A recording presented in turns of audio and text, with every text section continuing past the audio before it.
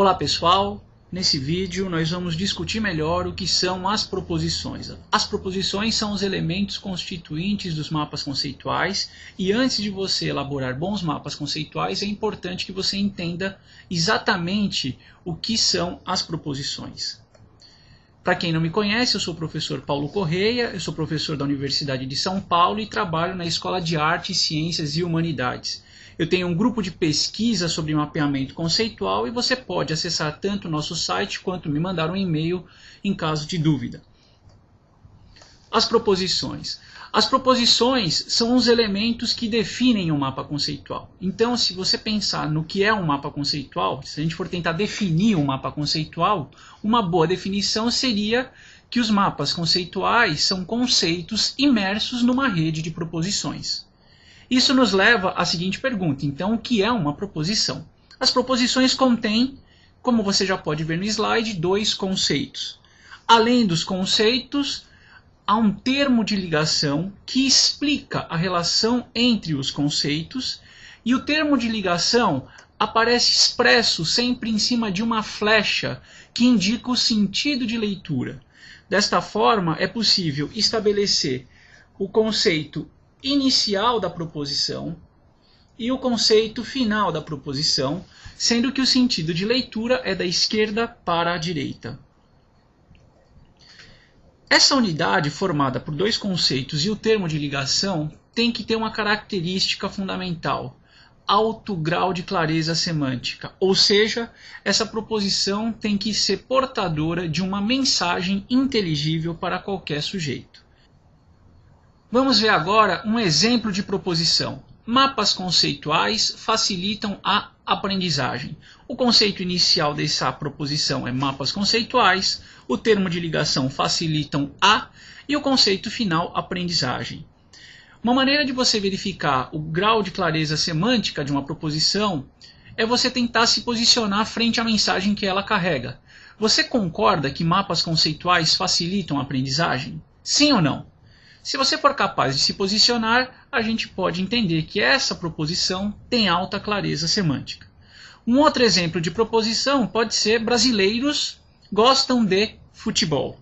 E de novo você pode avaliar se você concorda ou não com essa proposição e se você conseguir se posicionar, novamente ela tem alta clareza semântica. Agora, a proposição brasileiros campo de futebol não permite que a gente concorde ou discorde dela, porque ela não faz sentido, ela não está clara. Então, ela não é uma boa proposição para compor um mapa conceitual. Então, agora que você já sabe que clareza semântica é fundamental, é uma característica fundamental das proposições que compõem o mapa conceitual, vamos analisar de perto o que formam conceitos e termos de ligação. Então, o que são os conceitos? Os conceitos podem ser definidos como regularidades ou padrões percebidos em eventos e objetos. Objetos nós podemos definir como coisas que contêm átomos, são formados por matéria. E eventos a gente pode entender que são coisas que acontecem. Uma boa característica dos conceitos que formam os mapas conceituais é que eles devem ser descritos por uma ou poucas palavras. Geralmente verifica-se que os conceitos são formados por substantivos ou adjetivos que qualificam objetos e eventos. Vamos a alguns exemplos. Você consegue perceber regularidades comuns ou padrões comparando os seguintes objetos? Certamente você tem como identificar que eles servem para uma mesma finalidade. Então, se a gente quisesse descrever o que eu posso fazer com esses objetos, eu poderia dizer que são objetos com 4 pés, assento horizontal e encosto vertical, onde as pessoas costumam se sentar. Eu poderia usar todas essas palavras para descrever os objetos acima, ou eu poderia usar um rótulo que vai nomear esse objeto e que vai permitir que a gente se comunique. Desta forma, eu poderia chamar esse objeto de cadeira. Poderia agora perguntar a você se esses objetos são iguais. E nós vamos perceber que você é capaz de distinguir padrões e regularidades distintas entre esses objetos, apesar deles possuírem 4 pés, encosto vertical e assento horizontal. O primeiro eu chamo de cadeira, onde senta uma pessoa só. O segundo, pela sua descrição, pela sua composição e aparência, eu posso chamar de sofá. Eventos também são conceitos, mas eventos são coisas que acontecem, coisas que ocorrem. As imagens a seguir também sugerem um padrão regular que permite identificar que as três imagens abordam uma mesma situação. Pessoas dançando, música, alegria, bolo, vela, e tudo isso pode ser reunido com uma única palavra num único conceito denominado festa. Novamente, você é capaz de comparar essas duas imagens e responder se elas refletem eventos iguais ou não. Aqui eu usei eventos bastante distintos para que você perceba que, a partir de uma imagem, é capaz de classificar o evento da esquerda como uma festa e o evento da direita como um enterro. Falta agora entender o que é o termo de ligação. O termo de ligação é a explicação que vai mostrar como os dois conceitos da proposição se relacionam entre si. Um termo de ligação contém poucas palavras para descrever essa explicação. O termo de ligação tem que ser direto e objetivo. Uma maneira de conferir clareza ao termo de ligação é sempre usar verbos para expressar a relação entre os conceitos. Desta forma, nós temos dois conceitos, um termo de ligação, a flecha indicando o sentido de leitura, e com essas estratégias nós garantimos a clareza semântica da proposição. Vamos lembrar, por isso, dos exemplos que já foram mencionados. Mapas conceituais facilitam a aprendizagem. É uma proposição bastante clara e o verbo facilita ajuda a entender a relação entre mapas conceituais e aprendizagem. Brasileiros gostam de futebol.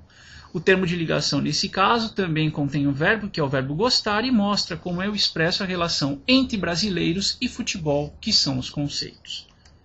Agora é hora de praticar um pouco. Então nós vamos agora no programa CIMAP Tools fazer algumas proposições e começar a criar mapas conceituais. Essa é a tela inicial do CIMAP Tools. Eu vou em Arquivo, clico em New CIMAP e uma tela em branco aparece para que eu possa construir o meu mapa conceitual. Dessa vez nós vamos fazer um mapa conceitual sobre um tema bastante conhecido dos brasileiros, que é futebol.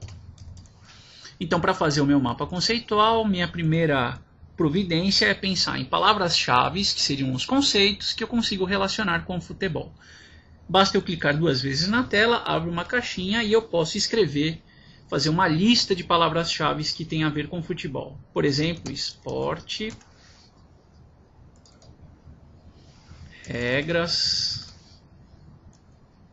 gramado, jogadores, gol, goleiro e atacantes. E a partir dessa pequena relação de conceitos, eu posso agora estabelecer as proposições relacionando os conceitos 2 a 2 e deixando claro qual é a relação entre eles. Então, por exemplo, eu posso relacionar futebol e esporte dizendo que futebol é um esporte.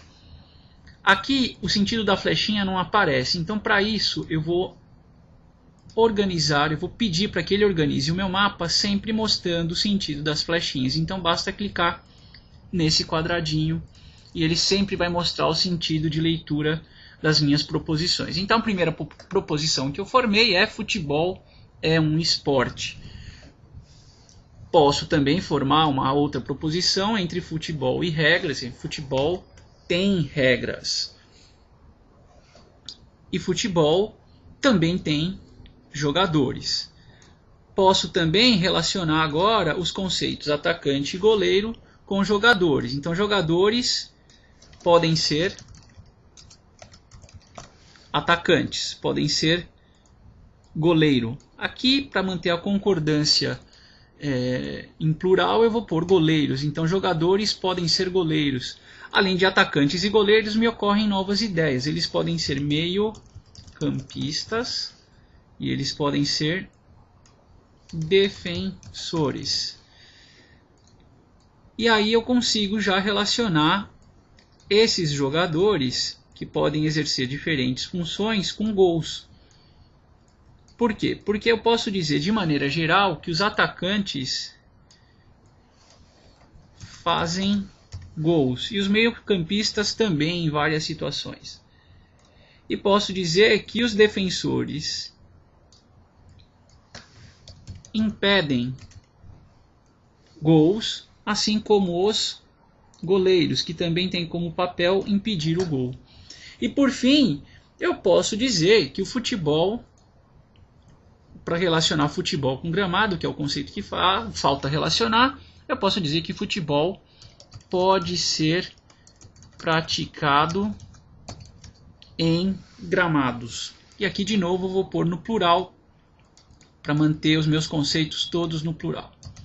E também podem ser praticados em outros lugares, como quadras, e podem ser praticados também em campos de areia. O futebol society, para quem não sabe. E aí eu posso dizer que nesses vários lugares algo em comum precisa estar presente. Quadras têm que ter gols. Os gramados têm que ter gols. E os campos de areia também têm que ter gols. E assim eu consigo relacionar esses três elementos onde a gente pode praticar futebol com o conceito gols. Depois que eu faço essa rede de proposições relacionando os meus conceitos, eu posso pedir ajuda ao programa para organizar isso na tela usando a ferramenta de Auto Layout. Clico em gerar novo layout, clico em OK e o mapa conceitual começa a ficar mais bem organizado. Sempre depois disso eu gosto de dar o meu toque pessoal e durante esse toque pessoal eu vou lendo as minhas proposições novamente para ver se tudo ficou claro. Futebol tem regras, futebol tem jogadores. Jogadores podem ser defensores, goleiros, meio-campistas e atacantes. Defensores e goleiros impedem gols. Meio-campistas e atacantes fazem gols. Por fim, futebol pode ser praticado em campos de areia, gramados e quadras. Campos de areias, gramados e quadras têm que ter gols. Com isso nós terminamos mais um vídeo e dessa vez você aprendeu como organizar conceitos e termos de ligação para montar uma rede proposicional formando um mapa conceitual. Na próxima oportunidade nós vamos discutir como organizar mapas conceituais maiores e qual o papel das perguntas focais. Um abraço, tchau, tchau e até a próxima.